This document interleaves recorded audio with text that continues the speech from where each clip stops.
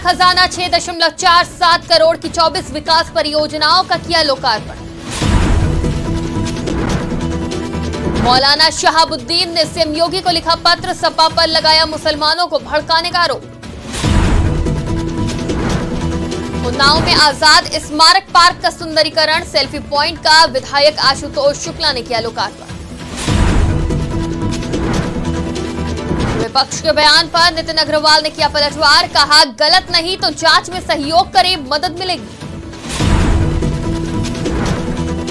देवरिया में पूजित अक्षत एवं ध्वज वितरण कार्यक्रम की शुरुआत, श्री राम के नारे के साथ भगवा ध्वज का हुआ वितरण। नमस्कार, आज की खबर में आपका स्वागत है। मैं हूं आपके साथ शिखा मेहरोत्रा। शुरुआत करते हैं उत्तर प्रदेश खबरों की।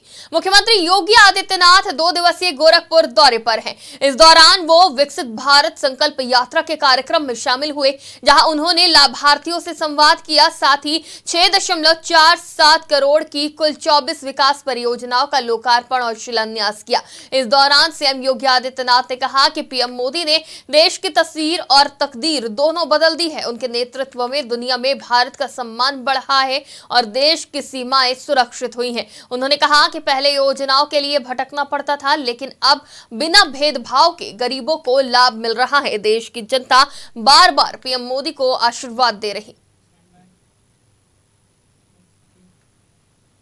ऑल इंडिया मुस्लिम जमात के राष्ट्रीय अध्यक्ष मौलाना शहाबुद्दीन रजवी बरेलवी ने समाजवादी पार्टी पर बड़ा आरोप लगाया है। मौलाना शहाबुद्दीन रजवी ने कहा कि सपा के कुछ लोग राम मंदिर और सीएए को लेकर माहौल बिगाड़ने की योजना बना रहे हैं। उन्होंने इस संबंध में मुख्यमंत्री योगी आदित्यनाथ को पत्र लिखा है, जिसमें ऐसे लोगों के खिलाफ कार्रवाई की मांग की गई है।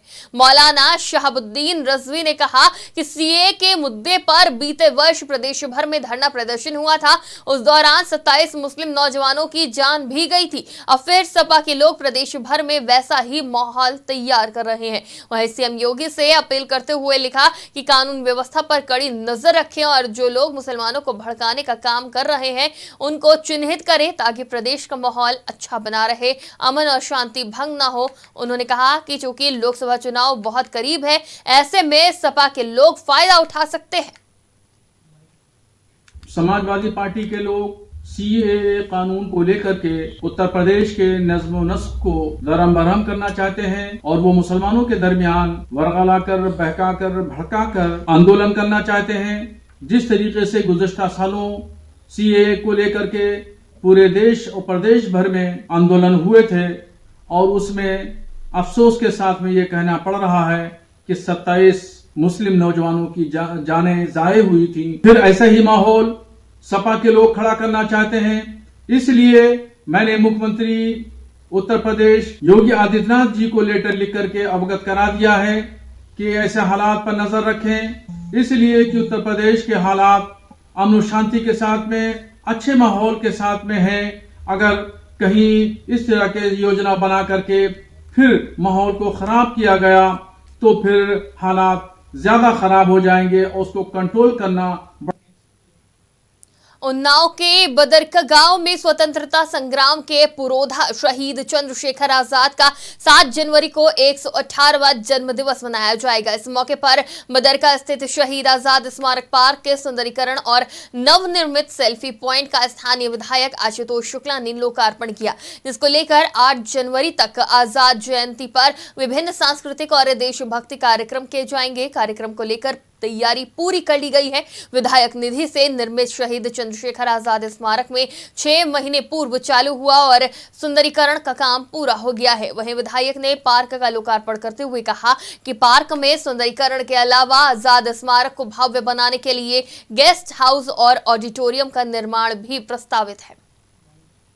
सारे मीडिया के माध्यम से अपने जनपद की जनप्रिय जिलाधिकारी जी को मैं धन्यवाद ज्ञापित करना चाहूँगा कि अभी 1 तारीख को जब मैं उनसे मिलने गया तो यहाँ के लिए सीडीओ साहब हमारे साथ मौजूद हैं। उन्होंने तुरंत फ़ोन करके सीडीओ साहब को भी सहयोग है, 50 लाख रुपया यहाँ हाल निर्माण के लिए क्रिटिकल फंड से 50 लाख रुपया जिलाधिकारी जी ने भी अलग से दिया है, अभी कहा हमसे, उसके लिए उनके लिए भी मैं धन्यवाद ज्ञापित करना चाहूँ। और उसके अलावा जो है शासन से भी आएगा और उसके अलावा जन सहयोग से, ये जैसे आज कार्यक्रम चल रहा, जन सहयोग से अपने तरीके से हमारी सोच है, जब तक कोई कार्यक्रम होगा जन सहभागिता नहीं होगी, हम लोगों को सहभागिता नहीं होगी, सबकी सहभागिता नहीं होगी। आप लोग अगर रात में आए हैं तो अपना डीजल पेट्रोल अपनी कार से दौड़ के आए। तो जब तक पूरे जनता का, मीडिया का, ये कोई निजी किसी का नहीं है, इन्होंने भारत देश की आज़ादी के लिए बलिदान किया, तो पूरी जन सहभागिता, उसमें मीडिया का भी योगदान है। सबके सहयोग से ये कार्यक्रम हो रहा है। हरदोई में आबकारी राज्य मंत्री नितिन अग्रवाल ने विपक्ष के ईडी वाले बयान पर पलटवार किया। नितिन अग्रवाल ने कहा कि अगर वो गलत नहीं तो जांच में सहयोग करे, वरना कानून अपना काम करेगा। उन्होंने कहा कि देश में कानून सर्वोच्च और सर्वोत्तम है, कानून से बढ़कर कोई नहीं। कुछ विपक्षी नेता कानून को सर्वोच्च नहीं मानते, ये निंदनीय है। उन्होंने कहा कि आने वाली 22 जनवरी को भगवान श्री राम अपने महल जा रहे हैं, ये एक ऐतिहासिक दिन है। 500 साल की लंबी लड़ाई के बाद भगवान अपने महल जा रहे हैं और सभी देशवासियों को इस दिन को उत्सव के रूप में मनाया जाना चाहिए। ये दिन इतिहास में दर्ज हो। देखिए, हरदोई में आज 12 हाई मास लाइटों का उद्घाटन हुआ है। मुझे खुशी है। इसकी कई समय से इसकी मांग भी चल रही थी, ज़रूरत भी महसूस हो रही थी। बहुत सारे स्थान ऐसे थे जहां अंधेरा होने के कारण लॉ एंड ऑर्डर में भी समस्या आ रही थी, थोड़ा चैलेंज हो रहा था। तो मैंने खुद उन स्थानों का चयन किया जहाँ पे अंधेरा है, जहाँ पे रोशनी की आवश्यकता है और कानून व्यवस्था को और बेहतर किया जा सकता है। तो उनका चयन करके आज यहाँ पे उसका लोकार्पण हुआ है। हरदोई वासियों को समर्पित हुई हैं ये सारी हाई मास लाइटें। मैं सभी हरदोई के लोगों का इसमें बहुत बहुत धन्यवाद देता हूँ। और ऐसे ही विकास का रफ्तार हरदोई में बढ़ती रहे, चलती रहे। मैं ईश्वर से यही कामना करता हूँ कि मुझे काम देवरिया के लारखंड में पूजित अक्षत एवं ध्वज वितरण कार्यक्रम की शुरुआत हुई, जहां जिला के आरएसएस सह कार्यवाह और जिला संपर्क प्रमुख ने पूजित अक्षत वितरण की शुरुआत की। उन्होंने यात्रा में अपनी तरफ से श्री राम दरबार से सुसज्जित भगवा ध्वज जय श्री राम के नारे के साथ वितरित किए। साथ ही लोगों से ध्वज को अपने घरों पर लगाने का अनुरोध किया। वहीं इस यात्रा में भारी संख्या में लोगों ने बढ़ चढ़कर हिस्सा लिया। यह यात्रा इटहुरा हजाम से शुरू होकर लाल रोड कस्बे से निकली। यात्रा में आरएसएस के सदस्यों ने घर घर जाकर लोगों को राम दरबार ध्वज और पूजित अक्षत वितरित किए। इस दौरान लोगों ने हर्षोल्लास के साथ इस धार्मिक यात्रा का स्वागत किया। अमेठी में तेज रफ्तार डंपर ने एक बाइक सवार को जोरदार टक्कर मार दी, जिसके चलते बाइक सवार युवक गंभीर रूप से घायल हो गया, जिसे मौके पर मौजूद लोगों ने आनन फानन में नजदीकी अस्पताल में भर्ती कराया, जहां पर डॉक्टरों ने युवक की गंभीर हालत को देखते हुए उसे लखनऊ स्थित हायर सेंटर रेफर कर दिया। वहीं मौके पर पहुंचे पुलिस ने मामले की जांच पड़ताल शुरू कर दी है। अयोध्या अब नव्य अयोध्या विजन के तहत ऊर्जा की जरूरतों की पूर्ति के लिए स्वच्छ ऊर्जा पर ध्यान केंद्रित कर रही है। इस क्रम में नव्य अयोध्या में 40 मेगावाट बिजली उत्पादन करने में सक्षम सोलर पावर प्लांट के विकास और संचालन का कार्य अंतिम चरण में पहुंच गया है, जहां सौर ऊर्जा से बिजली उत्पादन के लिए यहां सीएम योगी के विजन के अनुसार 200 करोड़ रुपए की लागत से 165 एकड़ में सोलर पावर प्लांट का विकास और संचालन किया जा रहा है। बता दें कि विजन 2047 के अनुसार अयोध्या में जिस विकास का खांचा खींचा गया है उसमें सौर ऊर्जा का बेहद बड़ा रोल है, जिसके चलते अयोध्या को सौर ऊर्जा से संचालित शहर के तौर पर स्थापित करने में इस पॉइंट की बड़ी भूमिका होगी। अयोध्या सिटी को सोलर सिटी के रूप में विकसित किया जा रहा है। इसके लिए एनटीपीसी द्वारा 40 मेगावाट का सौर ऊर्जा प्रोजेक्ट रामपुर हलवारा गांव में लगाया जा रहा है। इस प्रोजेक्ट से अभी हम 10 मेगावाट विद्युत का उत्पादन ये 22 जनवरी से पहले शुरू कर देंगे। ये प्रोजेक्ट लगभग 165 एकड़ जमीन में फैला हुआ है। इस प्रोजेक्ट के लगने से 47,000 टन CO2 को कम किया जा सकेगा। इस प्रोजेक्ट को अयोध्या में बन रहे राम मंदिर को लेकर पूरे विश्व में उत्साह का माहौल है। इसी क्रम में अहमदाबाद से प्रभु रामलला के दर्शन करने के लिए पैदल यात्रा कर अयोध्या जा रहे राम भक्त आज बांदा पहुंचे, जहां स्थानीय लोगों ने उनका फूल मालाओं से जोरदार स्वागत किया। बता दें कि राम भक्त पिछले 2 दिसंबर को अहमदाबाद से निकले थे, जो आज बांदा पहुंचे हैं। और अगले 10 दिन बाद तक अयोध्या पहुंच जाएंगे। इस दौरान उन्होंने सभी से अपील की है कि राम मंदिर बन रहा है, अब हिंदू एक हो जाओ, सनातन धर्म की राह पर चलो, भगवान राम की तरह जीवन जियो, उनके आदर्श पर चलो। जय श्री राम सभी को। तो मेरा नाम पटेल भव्य सुरेश भाई है। साहब जी, मैं गुजरात अहमदाबाद से अयोध्या पैदल यात्रा कर रहा हूँ। 51 डे का लक्ष्य लेके अयोध्या जा रहा हूँ, राम मंदिर रामलला के दर्शन करने के लिए।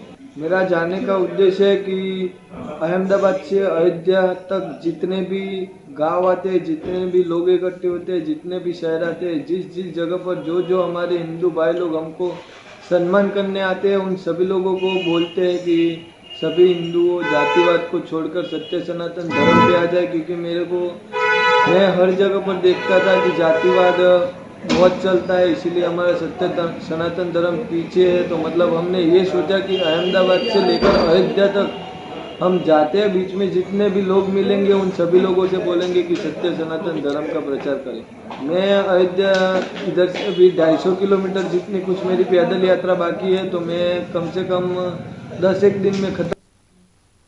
बांदा में एक युवक ने धारदार हथियार से एक युवती पर हमला कर दिया। हमले में युवती गंभीर रूप से घायल हो गई, जिसे इलाज के लिए परिजनों ने आनन फानन में जिला अस्पताल में भर्ती कराया, जहां प्राथमिक इलाज के बाद डॉक्टरों ने युवती को हायर सेंटर रेफर कर दिया। वहीं मौके पर पहुंचे पुलिस ने मामले की जांच पड़ताल शुरू कर दी है। इस दौरान पूछताछ में युवती ने सगे रिश्तेदारों पर हमला करने का आरोप लगाया है।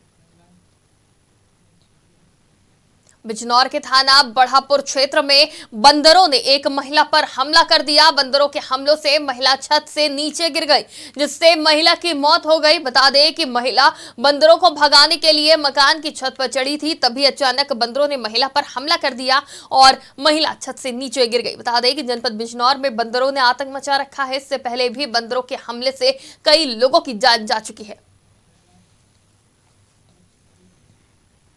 लखनऊ के चिन्हट थाना क्षेत्र अंतर्गत मटियारी में एक प्लाई आरा मशीन फैक्ट्री में भीषण आग लग गई। आग इतनी भीषण थी कि देखते ही देखते आग पूरे फैक्ट्री में फैल गई। वहीं फैक्ट्री में आग लगने से आसपास रहने वालों में हड़कंप मच गया। मामले की सूचना पर पहुंची दमकल विभाग की गाड़ियां आग बुझाने में जुटी। वहीं आग के खौफ से आरा मशीन फैक्ट्री के बगल में बने रॉयल इनफील्ड और जीप के शोरूम में गाड़ियां बाहर निकाल ली गई। लखनऊ में बीकेटी एसडीएम सतीश चंद्र त्रिपाठी ने ठंड से परेशान लोगों को राहत पहुंचाई। बता दें कि बीकेटी एसडीएम भीषण ठंड में देर रात रोड पर निकले और रोड के किनारे ठंड से परेशान लोगों को कंबल वितरित किए। वहीं नगर पंचायत बीकेटी द्वारा बड़ी बाजार में बनाए गए अस्थायी रैन बसेरे का निरीक्षण किया गया, जहां आम जनमानस को ठंड से बचाने के लिए उचित व्यवस्था करने के निर्देश दिए। लखनऊ के बीकेटी थाना क्षेत्र के मंझी पुल के नीचे गोमती नदी में लावारिस शव बरामद हुआ है। वहीं शव मिलने से इलाके में हड़कंप मच गया। स्थानीय लोगों ने पुलिस को घटना की सूचना दी है, जिसके बाद स्थानीय पुलिस मौके पर पहुंची। इस दौरान चौकी प्रभारी ने गोताखोरों की मदद से लावारिस शव को बाहर निकलवाया और शव को पोस्टमार्टम के लिए भेजकर मामले की जांच पड़ताल में जुटी। यूपी के ब्लॉक मांधता की गांव उड़ी डीह में 10 साल बाद नहर में पानी छोड़ने पर नहर की पटरियां बह गई।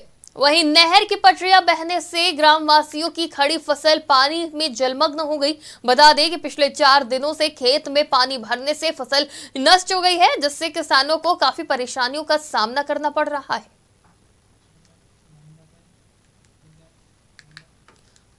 उत्तर प्रदेश की खबरों में फिलहाल इतना ही। देश और दुनिया की तमाम खबरों के लिए देखते रहिए आज की खबर।